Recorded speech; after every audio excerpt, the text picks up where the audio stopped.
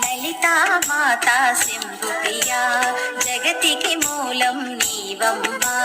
శ్రీ భువనేశ్వరి అవతారం జగమంతటికి ఆధారం హేరంబునికి మాతవుగా హరిహరాదుల సేవింప చండుని ముండుని సంహారం చాముండేశ్వరి అవతారం పద్మరేకుల కాంతులతో దరిగా హంసవాహన రూపిణిగా వేదమాతవై వచ్చితివి శ్వేత వస్త్రము ధరించి అక్షరమా